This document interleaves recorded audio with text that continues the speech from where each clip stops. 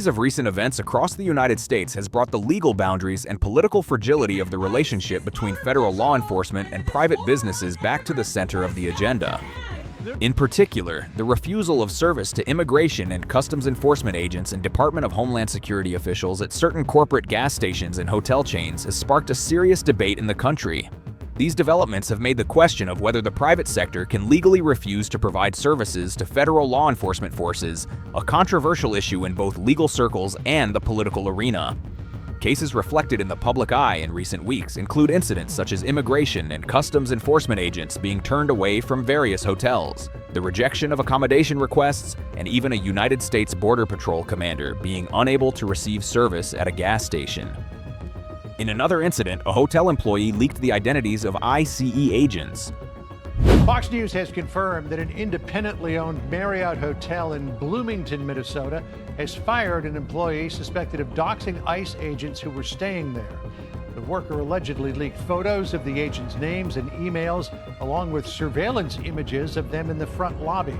This comes just days after Hilton Hotels dropped its affiliation with the Minneapolis area hotel that refused to allow immigration agents to book rooms there. While this situation is evaluated on one hand within the framework of private businesses' right to choose customers, it also raises the question of whether illegal discrimination is being practiced against federal law enforcement forces performing their official duties.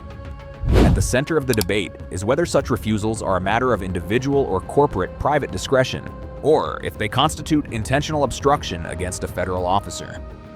One of the most concrete examples of this tension emerged through a video recorded by a conservative activist that quickly gained widespread attention. In the footage, after an incident at a Speedway gas station, United States Border Patrol Commander Gregory Bovino is seen being followed out of the store by a person identifying themselves as the establishment manager.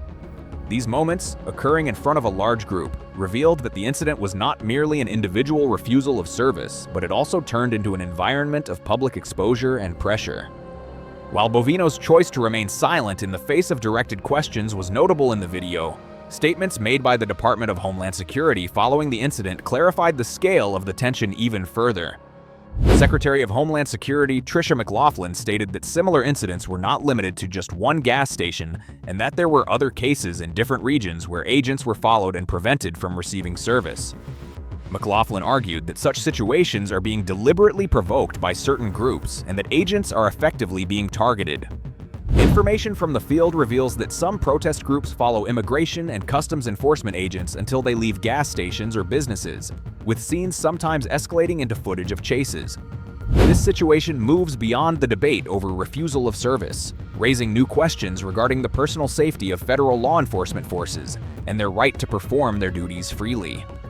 Security experts warn that if such incidents continue, the tension on the ground could quickly turn into physical conflict.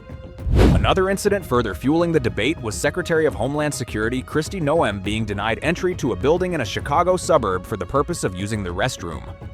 This incident showed that not only field agents, but even officials at the cabinet level can now face similar treatment. This development was interpreted within the federal administration as a symbolic rejection of state authority. In legal circles, two different approaches stand out.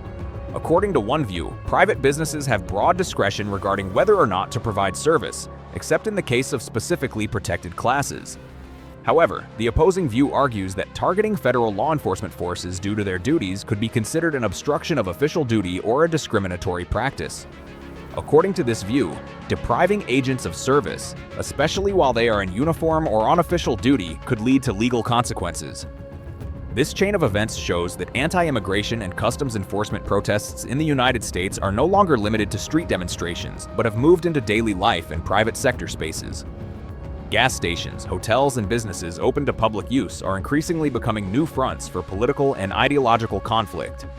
While this situation further deepens the tension between the federal government and local communities, it appears that it will make the debates over internal security and the rule of law in the United States even more intense in the coming period.